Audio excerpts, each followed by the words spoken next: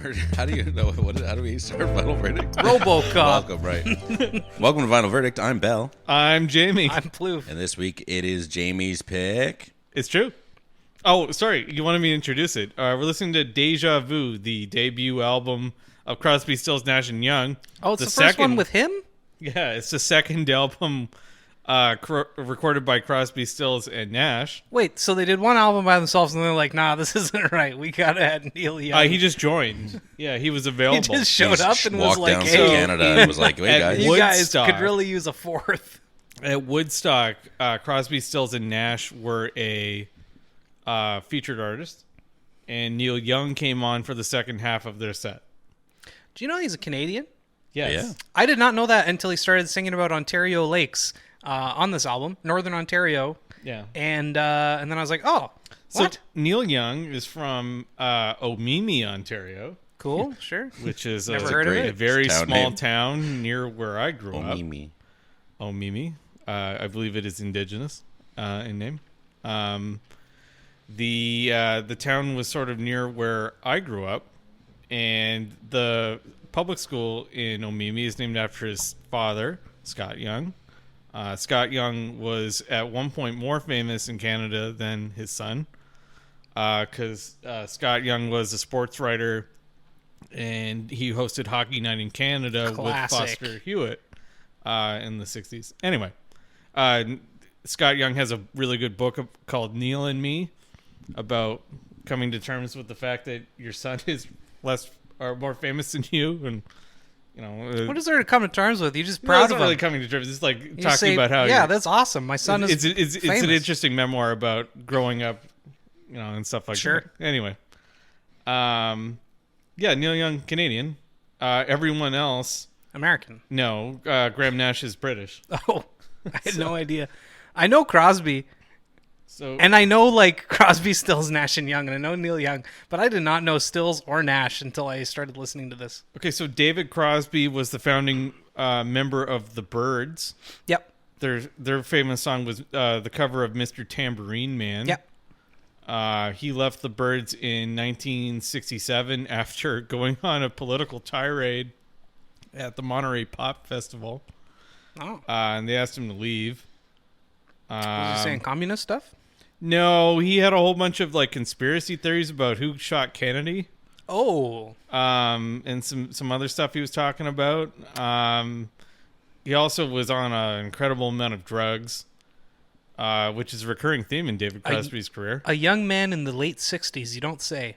Well, he was also a young man in the 80s and the 90s and the early 2000s. Wait, how did he stay young so long? Is he drinking the blood of young children? It's the drugs. Adrenochrome.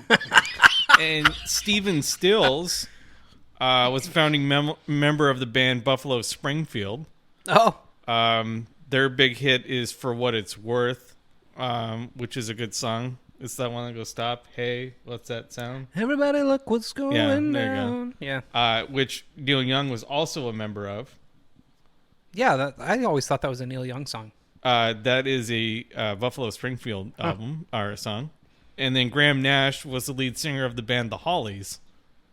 That one I've never heard of at all. You ever heard of the song like Long Cool Woman in a Black Dress? Not that That's I'm a song by The Hollies. Can you sing a bit of but it? he was not in that Long, cool band at that woman point. in a black dress. Anyway, I they have no were a idea. British invasion band. Okay. And after he left The Hollies, he moved to California. And he dated Joni Mitchell, Oh, cool. who wrote the song Woodstock. Oh, she wrote I didn't know that. Like, I've listened to a lot of Joni Mitchell when I was working for the radio station because it's a lot of like classic country and folk and stuff. Yeah. Back up north. And I do the like territorial top 20. I check our analytics and see what gets played. A lot of Joni Mitchell gets played. She'd make the list every time. Joni Mitchell is native of Saskatchewan, Yeah. but she lives in Sechelt, which is on the Sunshine Oh, Coast cool. here. Yeah, that's really close by to us. Up in British Columbia. But yeah, she wrote Woodstock, and she was dating Graham Nash at the time. And then they covered her song Then they covered on her this song. album. This album's kind of interesting to me. My mom really likes this album. This isn't my mom's copy. I don't know if she ever owned a copy on LP. But but I really like this album. It came out in 1970. It took 8 months to record. And everyone on this record has at least one song that's either sung by themselves or written by themselves. You can tell. And it is somewhat uneven because of that. Yes. That's what I would say. That's my main problem with it. There are some big hits on it. It had 3 top 40 singles. I don't know how to call it. It's like folk rock, I guess.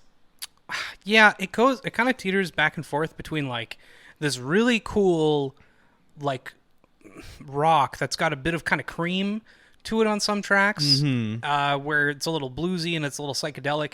And then they've got these like really just full on country songs or country folk. And I'm not so crazy about those parts of the album, but I really love the other tracks that are like a lot like more like kind of psych blues, and it's not like psych blues isn't even correct. It's just different, very of the time, a sound that was, you know, kind of prominent back then amongst a lot of different artists. Yeah, they call it the California sound. The California, that makes sense because like the Doors and yeah, okay, that's cool. So the 2 other people that play on this album are Dallas Taylor and Greg Reeves. Yeah, I noticed that when looking at the cover. I'm like, hey, there's 6 dudes there. There's only 4 names, but then you look on the album and it says the names of the dudes. Yeah, so Dallas Taylor is the drummer. He only plays on this album and then did not play on subsequent albums, but he played on, I think, Stephen Still's first solo album and maybe a Neil Young album. I can't remember. Cool. And then Greg Reeves is the bassist. Sorry, I didn't mean to hit play. It's funny. Greg Reeves was 19 when they recorded this album. He was found by Motown Records when he was 12. What? And he recorded a number of albums as a session musician before going off the deep end and falling into like Navajo mysticism. Respect. I mean, that's cool. If he made some money as a session musician, and then he's like, yeah, whatever. Yeah, and that's why you got. That is the reason apparently they gave him for removing him from the band. That he got kind of off in the weeds. At the time he was recording this album, he was living with Rick James. Really? In California. Cool. It was very weird. Anyway, Greg Reeves, interesting guy. Only plays on this album. His bass lines are pretty good on this album, though. Yeah. Anyway, Belle, did you have any thoughts? I'm sorry. No. I have nothing to say during any of that because I've never listened to Crosby, Stills, Nash or Crosby, Stills, Nash, or Young. So I don't know anything about any of them. I assume it's going to be like the Traveling Wilburys, where the singing is pretty separate and the draw is mainly just that it's a supergroup of established artists, but this was much better than that. I like the fact that they harmonized together. Yes, instead the of it just harmonies being are like, very good. Yeah, they Bob harmonized Dylan really does a well. verse, and then Jeff Lynne does a verse, and then someone else does a verse. In all I didn't like fairness, that. you listened to the bad To the Wilburys worst. album. Even Jamie can admit the first one is just so much better. The first Traveling Wilburys album is quite good. That's all of them now. But yeah, this was much better. I like that they sung together. There definitely was, or this definitely feels of the time, and it's not. I don't like that. Like Teacher, we'll talk about it in depth, but songs like Teach Your Children, I'm like, what? Oh God, Like this is definitely a song from the 1970s. I It's hate like, Teach Your Children. and so for me, it just is extremely dated. And it's tough. But there are also plenty of very good songs that we'll kind of get into that. But yeah, I don't really have any thoughts because it's hard. I don't know. This is pretty much just a brand new band to me, like anyone else. So the history doesn't really mean as much to me. But it is a cool idea. Supergroups are neat. Even while you were telling stories and stuff and I was listening, I was also looking at different supergroups because I'm like, the idea of that is just, it's really cool. And I'm sure it's a delight to everyone who knew these people separately or became fans of them separately afterwards, because these people all, I read pretty much every single one of them had a hit album after this album. So I'm sure people were delighted by that. It just obviously doesn't mean that to me, which is totally fine. Cool. Do you have any thoughts, Mr. Plouffe? You know, it's Crosby, Stills, Nash and Young is like a band name that I've heard a lot growing up. They're pretty famous. I have never really listened to them all that much. I don't like Neil Young. I've listened to a few tracks here and there. Never been a big fan. He's just not for me. However, I don't like his voice. Yeah. Well, I don't think Neil Young doesn't like his own voice. I don't know. Sometimes it's okay. Actually, sometimes I kind of like it, but it's just, I don't know. It's not for me. That being said, I already mentioned earlier, some of the songs, I really, really dug them. I thought they were great. And then, like Belle said, with Teach Your Children, it's terrible. I wish they would just cut that track. And a couple of others that I don't like that much. Oh, man, I really like that song. Well, that's fine, Jamie. It's not for me, especially after they kind of open it up with Carry On. Oh, yeah, that's interesting. Yeah, we'll get into it, but like, I don't know. It's just, that's my issue, is it's all over the place. Yeah. They have this really cool intro song, and then they completely change it up, and then they kind of go back to it, and then they change it up again. They just like constantly go back and forth. Yeah. And it was a little hard for me to like stay focused sometimes while writing notes, because I'm like, oh yeah, this is great, and I'd really get into it, and then all of a sudden the next track would come on and be like, what the hell? Did I like put on shuffle or something, and some random artist came on? One other thing I noticed while checking this out, I think 4 songs aren't available on Spotify for some reason. Yes, No, because it's like the American Idiot. It's got parts. Oh, is it? Spotify. So Neil Young pulled all his music off. Right. Oh, I thought it was That's just because why. Country Girl has multiple parts. No, But I'm listening on Apple Music, Yeah. so all the other songs are still there. so because That Neil makes Young sense. pulled Yep. his songs, That's anyone wild. that he I had remember when he did songwriting that. credits on, Yeah. are not on That's what you get for using Spotify. Spotify. Yeah. Huh? That's what you get for using Spotify. Honestly, it is. I mean, Yeah. if I didn't need Thanks, Joe royalty-free, Rogan. hey, if I didn't need royalty-free music, I wouldn't even be using Spotify. Yeah, so Neil Young took that stand last year and said Yeah, if they good for didn't him. get rid of Joe Rogan. Yep. they could get rid of him, so they just took his music off. Yeah, they're like, okay, See you So- later. took him off. I mean, good for him. I assumed that it would have been back up there. Yeah. So, No, yeah, crazy. he's kept it down. He's on every other streaming service. platform. Yeah. Crazy. Well, should we listen to it one last time? Shall we? Yeah. Teach your children well. Their father's hell did slowly go by. Our house is a very, very, very fine house with 2 cats in the yard. Life used to be It's empty and there's devils in my head. I embrace the many-colored beast. Carry on My wayward son. It's not that song. I wish it knew was. that's what you were going to do. Yeah, the vocal harmonies are, man, just so good. Yeah. Yes, the harmonies are a draw. I really like the electric guitar licks on this one.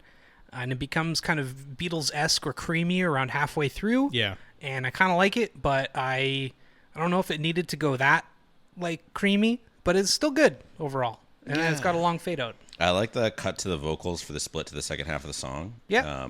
I don't like the following little interlude. The guitar work didn't hit for me. Yeah. And I just didn't like the whole second half of the song. It wasn't as strong as that first kind of just like Sure. groovy, harmonizing side. Yeah. First side. But the guitar work is solid to end the song. What I don't like, and this will come up throughout most of the album. I know it comes up, but I have a solid reason this time. I don't like fade outs, but there's a second guitar solo that starts during the fade out. Yeah. I'm like, I want to hear it. Why are It you sounds doing good, this? but it's What like are you it's doing? already fading out. He was just like, and then it you just started doing disappears. something, I'm and then like, they're "Oh." like, Oh. that's not. And that happens a couple times where I'm like, Yeah. keep going. Stephen Stills. So the problem Crosby, Stills, Nash and Young have is that if Neil Young and Stephen Stills are on the album, they have 2 lead guitarists. Because I mean, yeah, I wrote some notes about that because I thought it kind of sounded like dueling guitars in a couple tracks. Yeah. But like not quite. But that makes sense. Yeah, there's because they both play Yeah. lead guitar. And on this one, Stephen Stills plays guitar, bass, the organ, and percussion. how's he doing does- that? Too many He's instruments. got 8 hands. He's an octopus. But the harmony between him, David Crosby, and Graham Nash is very good. Mm-hmm. It is a huge draw of this album in general. But then how did we go from Carry On to Teach Your Oh, Children? I Because don't. that's Graham Nash's song on the album. Oh, it's so country folky. stinks. I I instantly. love this song. I put it's a good old fashioned country song Hell about how you yeah, should it live by a is. moral code and teach your children good lessons. Because boomers needed the reminder. Mm-hmm. That's back right. In the day. Yeah. I mean, it is very of its time. Yeah. But the slide guitar on this album, or on this track, Sure, and but it's is just played by Jerry Garcia. No way. I mean, that's cool. Of Cherry Garcia. Yeah, of the ice cream. Love me some Jerry. Yeah. You know, apparently Ben and Jerry's sucks now though. Apparently they're like anti-vaccine or something.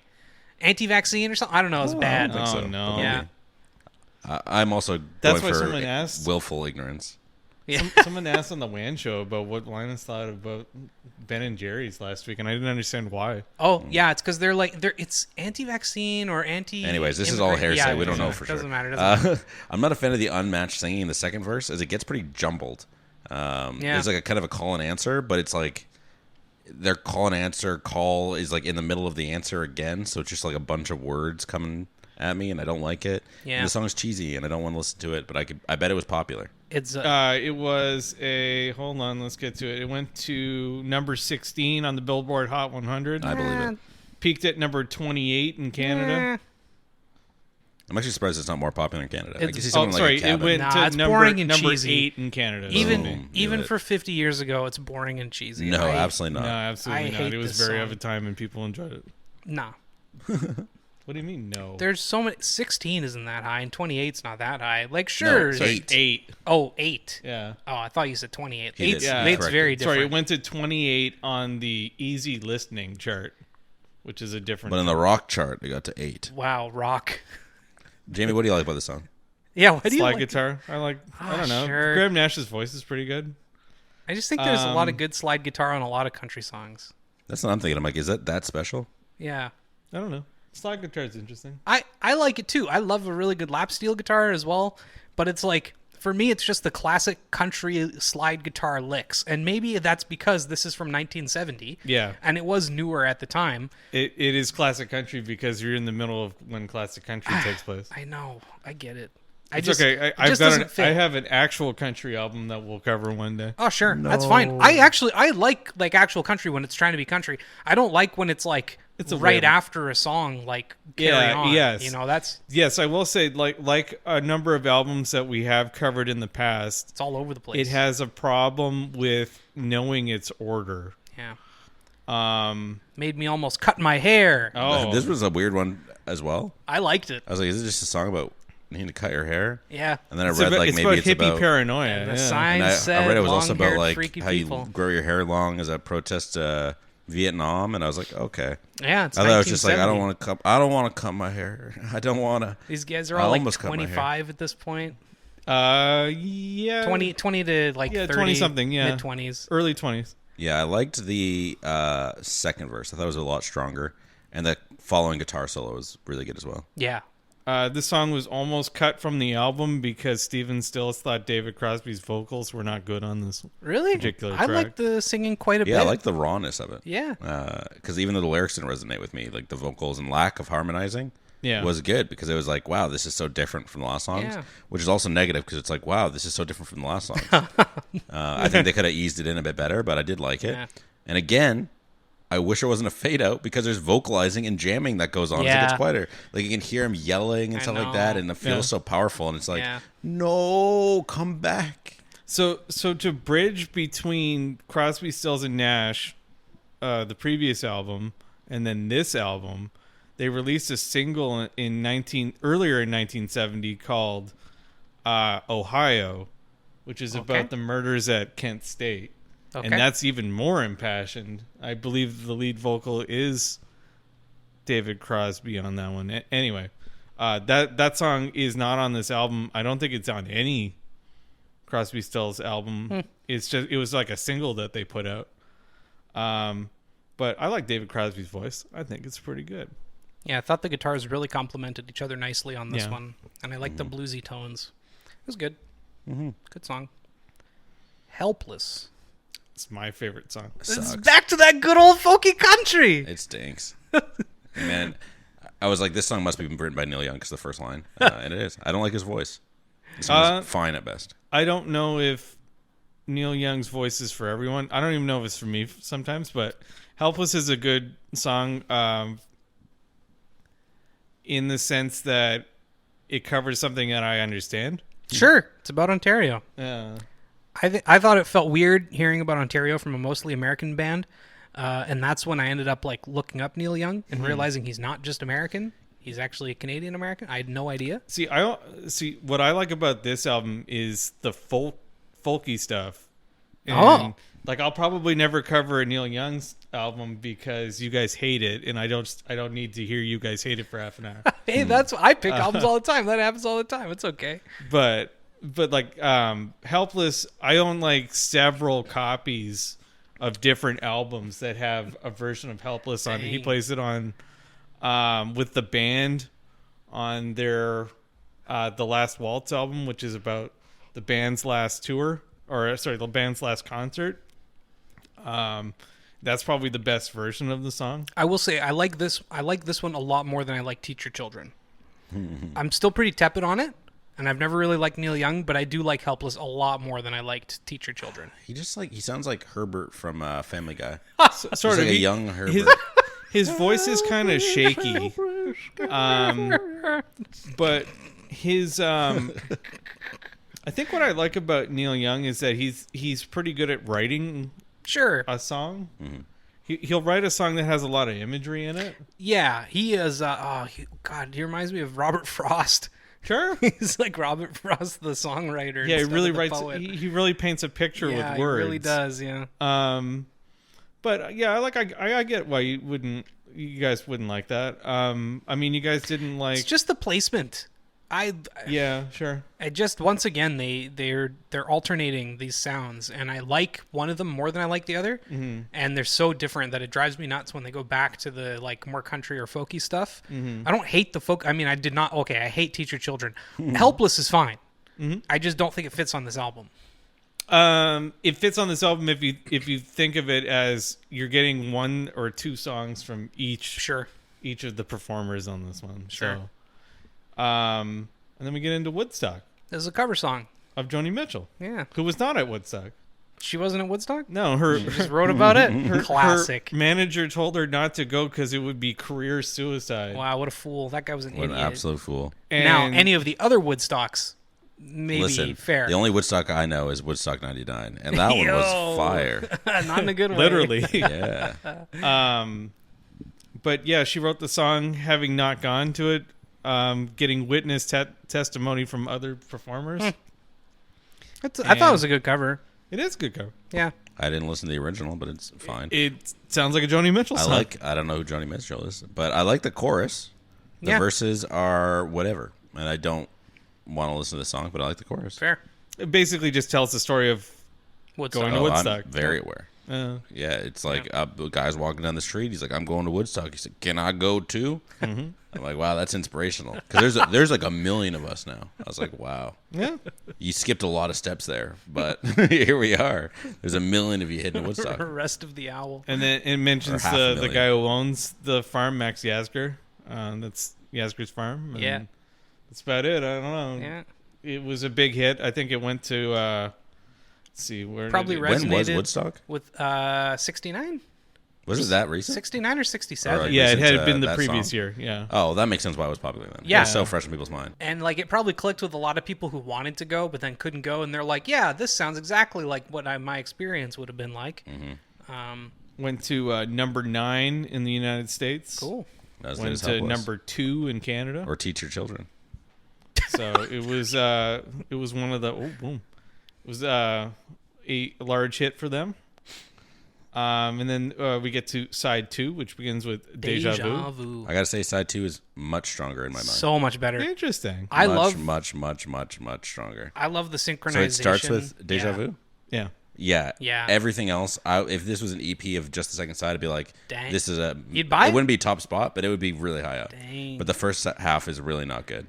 In my mind. Yeah. Deja Vu is the start of the I would say good songs. Sure. Deja Vu is great. It's super tight. I really like the vocals. The bass line on them. Yeah. Yeah. Yep. I love the bass near the end especially, and how the whole track kind of just slows down. And I love how understated but present the drums are. Like he doesn't try to do too much. And it works really well. Deja Vu is good. Yeah. Deja Vu is good. The lyrics are kind of like whatever. I didn't really get anything from it. It's just literally about deja vu. Yeah. Literally. But it's relaxing. It's a relaxing song. The lead vocals on this one are by David Crosby again, and the song was written by David Crosby. Cool. Maybe I should listen to a David Crosby album. Maybe I'd like his music. Dude, he has so many albums. Yeah. He has so many children, too. Really? He's one of those birthers? Yeah, he's one of those people that donated What a weird thing to say about a parent. You call all parents birthers? When they got like 10 kids, yeah. He's one of those people that donated his sperm to different people. Like most of his children are fathered by. What a weird fact to know See? about somebody. This guy's weird, I'm telling you. What do you mean he donated sperm? That's literally the point. To specific people though, because he wants more children. Like No. What? Pro-natalist. You're crazy. Melissa Etheridge. Who's Melissa Etheridge? She's another. Jesus Christ. She's another. Listen, don't look at me. I don't know what that is. Huh? She's another birther? She's another birth. I swear to God. Anyway. Up next, Our House in the middle of the street. That's what I thought was going to play. I was so excited. I know. Only for it not to be that. Me too. This song is extremely cute, but I was immediately disappointed it wasn't that Our House. Yeah, there's a lot of laws at the end. I like the build-up of instruments and harmonies because it goes from just like one vocalist and piano to a full band playing the light and summery song. And the chorus is cute, and the La La La interlude is cute. It's all just cute. Yeah. Very cheesy. Yeah. Paints a picture. The whole thing makes me jealous because Rip buying a house these days. Amen. And it sucks hearing him be like, oh, life's going to be so rental. easy now that I've got this It's house. a very, very, very fine rental. It's a pretty okay rental. It's got a nice little wind down to the song as well. Yeah. I like how it winds back down to being really basic. Yeah. It's the best song on the album so far. Dang. But really? I don't think it's like a 10. It's just the best one so far. Yeah, it's okay. I like this one. It's not one of my favorites. It went to number 30 on the Hot 100. Wow. It's another one written and sung by mostly by Graham Nash. Cool. And then we get into 4 and 20. First of all, It's not nice. It's not about It's what not I about thought it. it would be about at all. I love the restraint here again with just the acoustic guitar and warm, echoey vocals. This is my favorite song on the album. Really? Yeah, Really? I like the simplicity. I like the sudden ending. It's very impactful. And the genius annotation is just this stuff, but not, it's a swear, slaps. That's the whole annotation. Just this Really? stuff That's slaps. And I agree. Cool. It's a nice song, and he's got a good voice, and that is short and sweet. Mm-hmm. It didn't really stand out to me, but it did. It was good. It was a good track. Stephen Stills. And then we get to a song that was originally written for Buffalo Springfield, which was actually 3 songs that were turned into 1 song. Yeah, so that's why I assumed that song was missing. Right. Because it's a few songs like Homecoming from American Idiot. We're Right. coming home. I even though it's Neil Young, I like the intro. It's really good. Like great harmonizing in the part 1's chorus, and the transition into part 2 is also captivating with the little swell that settles back into this with the uncomfortable dark chords and lyrics after the last couple songs. I don't like the final section. I don't feel like it fits because it like kind of builds back up again, but then fades out. So it's like if you're gonna build up again, just have a crescendo and end. Totally. Because I know they can. Because in 420 they just kind of end the song, and I liked that. But instead they build it up just to be like, oh, here's like a little kind of diffusion. I'm like, oh, Yeah. you got me all excited again. I like this one. It's kind of an interesting combination of 3 songs that didn't work out for their past band. So Stephen Stills and Neil Young's previous band. And he took 3 songs that didn't work out and made one not really long song. It's only 5 minutes long. But he combined 3 different thoughts together. I think somewhat successfully, but I agree. The end is not as good as the beginning. Yeah, I wasn't crazy about the piano and some of the guitar, but I thought the same thing about the vocals and the way they harmonize together. These guys sing really well together as a group. Yeah, their live album, the album that comes after is 4-Way Street. Sure, they crush it. Is a double album, but there's a number of sections where it's just one guy and a guitar or 2 guys and a guitar, no accompaniment, and they fill a room pretty well. I've often wondered how Ed Sheeran can just go up on stage. It's just him and a guitar, and people say his concerts are amazing. I always wondered. I'm like, come on, How amazing is it? It's like literally just a big round stage with him standing there. Yeah. And everyone's like, no, it's like the best concert I've ever seen. Yeah, it's the most intimate thing I've ever been to. Crazy. Yeah, it's so weird. Yeah, but I imagine it was something like that. Well, and then it ends on "Everybody I Love You," which is a song I'm not crazy about. I don't know why they didn't end on "Country Girl." I think it's because they should have done that big swell and actually crescendoed and then ended the album. But then they go to this song, and I'm like, why? I agree. I actually like "Everybody I Love You" as an ending, but I would have just cut "Country Girl" and put "Everybody I Love You" instead. Weird. Yeah. Oh, sure. I don't know. I like that it's only 2.5 minutes long, and it's this like weird epic ending. Yeah, it has this cool solo to split the song. The second half is catchy, but I don't think it's as strong as the last few songs. Mm-hmm. I think this would have been better as the last song on the first side of the album. Oh, maybe. Yeah. I don't know. I can it's see just that. again, it slows things down and then brings it back up, and it's like okay. Yeah. Yeah. I don't know. Let's talk about the. Hold on, I got pinned over. What the record look like? What the record doing? What the record look like? It's got a dog on it. It's got a dog on it. It's got David Crosby holding a lever action rifle. Looks like It's cool. It looks like a photo you'd find in Red Dead. Yeah. Yes, it Old-timey. does look like an old time, and they're all wearing like old timey clothes too. It's pretty neat. I gotta say, I hate the font. Yes, I'm not a huge fan of it. Font. I And always Deja have Vu in the trouble. little yellow box. I'm like, what? It's not the same font or anything. I Yeah. don't get No, it. you. I like the gold on black though, Yeah. and the kind of sepia. Yeah. Well, it's like photo. a dark red or like a So Is it so dark red? a brownie red. no. So the new ones are brownie red. Oh. The original pressings are dark brown or a black color with the gold text on it. Gold got too Yeah, it looks expensive. brown to me. Is it black? Maybe it's just because it's It's dark. dark. in the- It's dark brown. Yeah, it's I like very that. dark brown. On the back, it just has the same text of who's on the album. It's very small. Yes, followed by Why is it so small? It's I don't know. It's small. like the it's rest like of the album is empty. yeah. Have it's you ever just seen empty an space. old timey picture where you look at the back and it's just Yeah. like Mother's Here's Farm? who, yeah, here's who is in this And picture. then this one is a gatefold. It's got a Canadian leaf on the top left corner. Don't forget that on the oh, back. Canadian Oh, pressing. that's because it's a Canadian pressing. Of course. And then on the Mr. Young. inside Neil Young pressed it himself. is some pictures of the band recording the album. I don't like it. It's perfectly It's fine. a little collage. And there's another font in the middle, which looks like. Do you remember the font? The Windows used to put in the DOS prompt. No, It looks sort of like that. No. like the same font that opens when you open command line. Yeah, basically, it looks like that font. Okay, sure. It's just like being System or whatever. But then it talks about it. Whoever who played on certain albums, so certain parts. Excuse me. Steel guitar by Jerry Garcia on Teach Your Children. Oh yes, and John Sebastian from the Love and Spoonful, which is another album or another band. Excuse me, plays harmonica on Deja Vu.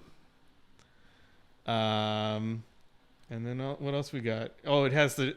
This is unusual, and I don't think I own many albums that have this, but it has how long each track is Oh, on here, like the runtime. So I don't think I have that many. Other than that, it's a pretty good pressing. The one I have is an original pressing, so it is pretty old. And on one side, it sounds older than others because it's kind of worn out. But I like it. The sleeve itself is in very good condition. Mm-hmm. But anyway, why don't we get into? Oh, how much did I pay for it? I paid like $12 for it, maybe. Okay. Yeah, I mean, when you can get a new world record for $7, yeah, that value is tough. $12. yeah. $12. That's not bad. I didn't buy it new. You can buy a new like the 50th anniversary edition. Yeah, there's that a came lot out. of demos. It's crazy. Yeah. I was looking at the extended version on Apple Music, and I was like, they have a demo for every song they've ever thought of during the recording Yeah. of this. Like, it's crazy. There's actually an interesting demo in there for Stephen Stills playing Woodstock with Jimi Hendrix. Oh, wow. cool. Yeah. Jimi Hendrix appears on Stephen Stills' first album, and then that take also appears on like the last compilation album that Hendrix's family put out, maybe in 2018 or 2020 or whatever it was. It's a much more frenetically paced Woodstock. The there's a lot more guitar on that one because Jimi Hendrix is playing it. Sounds like Hendrix. Yeah. So for I don't know, for $12, I feel like it's pretty good value. Why don't we get into your guys' thoughts? Sure.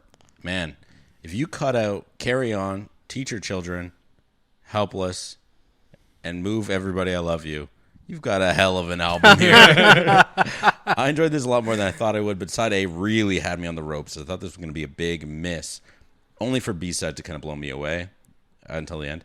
It's really hard to rate this album when one side is so much stronger than the other, but I think I'm going to put this in the 4th spot below Prozac's Hot Show and above You Void Synthesizer by Machine Girl. Interesting. Because this is just easier to put on, and like I think I'd rather be in the mood to listen to side B of this than most of Machine Girl at any given moment.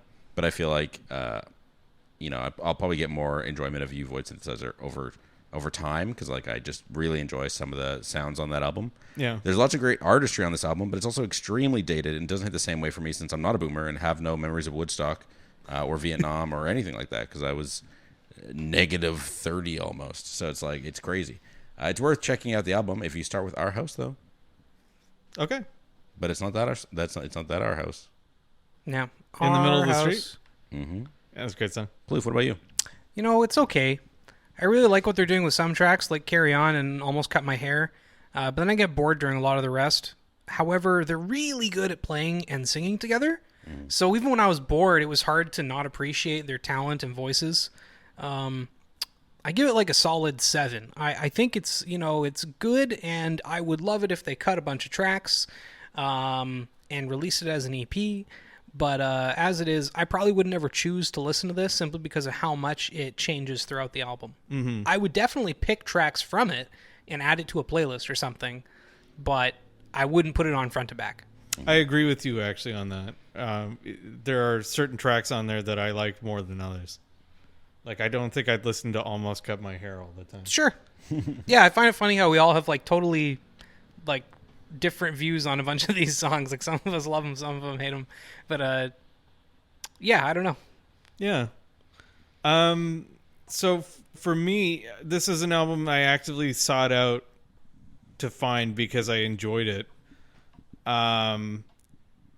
And because I am a fan of Neil Young and Stephen Stills, I have a whole bunch of Stephen Stills albums. Stephen Stills also played in another band called Manassas, and I have almost every Manassas album. Manassas sounds like a drug you'd find in an American TV show. Like commercial. If you take Manassas, be warned. Your Side heart may effects explode. include Shrinkage. And for the amount of money I paid for it, I think I've gotten what I wanted out of it. So on my ranking, it's a little different.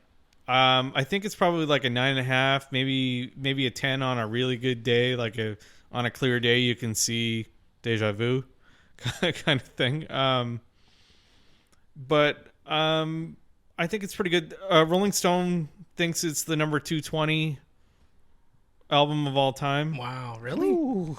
I mean, that's like middle of the pack. I wouldn't put it in the pack. And at the time, side A was timely. I get it. I don't want to cut my hair either. At one point, when did they make this list? This is the 2020 list. Yeah, Ooh. I wouldn't add it to that list. I wouldn't even add it to the top 500. I think it's fine. And you know what? 30 years ago, sure. Okay, so But I think part of it is not just that it rated well or that it was popular with critics. I think another part of it is that it has sold 9 million copies. So sure, but yeah, fine. You know what I mean, though? Like, Baby by Justin Bieber has like 2 billion listens. Yeah, I know. That's the top pop song of all time. Album. Yeah, this isn't that well. I think the list gears toward popular music in general. Yeah, but I'm just surprised that this whole album was popular. Like, it's one of those things where, like, 30 years ago, I can agree because there wasn't nearly as much music, but now it just astounds me that they put it on the list. There only were 500 albums back then. Well, in 2020, top 500. I mean, there was a lot less then than there was now, and so 2020 for them to put it at like the 20 spot or something like that, it just, I don't know. I don't agree with that one. I mean, there's some albums on there that you also. Oh yeah, I probably don't agree with a bunch Exile of on Main Street is the number 11 album. Yeah. Oh, that's insane. 11? 11. What the hell is wrong with them? I don't know. They're worse than Pitchfork. No one's worse than Pitchfork. I think a lot of this album's ubiquity is that it came out around the time FM radio became a thing. Yeah. And so DJs weren't just playing top 40 hits. They were playing entire albums. Yeah. And that's why a lot of these non-album singles became popular. Like Our House was not released as a single. I get why some of the singles are popular. This isn't. So some of the songs that aren't singles are popular. Yeah, I get why some tracks are popular though. Mm-hmm. I just can't see it as an album. I just can't see it as an album being rated that high. Think of it as they didn't have a Spotify back in 1970. What? You just had to listen to the whole album. That's crazy. Their bangers were so good, people bought the whole album. So that is true. Like, because you could only listen to what was played on the radio, you automatically had to like what was on the radio. Oh, I get why it was popular back then. Mm-hmm. They're like, ooh, a new song came out. And they'd have to listen to it because it's the only new song. So there was like 30 artists that you'd listen to. How's it? Well, guess what? Our next pick. What is our next pick? Is an artist that I listen to. I'm excited for this. Plouffe, why don't you let the people know what you're choosing? So, you didn't tell us yet. It's been. Well, he told me. It's been a little over 10 years now. It's the 10-year anniversary for AM from Arctic Monkeys. Oh, that's right. Yeah. Oh man, I'm excited. I don't like Arctic Monkeys, but I do love AM. It's a great album. So is that the one with Do I Want to Know? Yeah. Do you want to know? If this feeling Find out flows next both week ways on Final Verdict. Bye. See you later. Bye.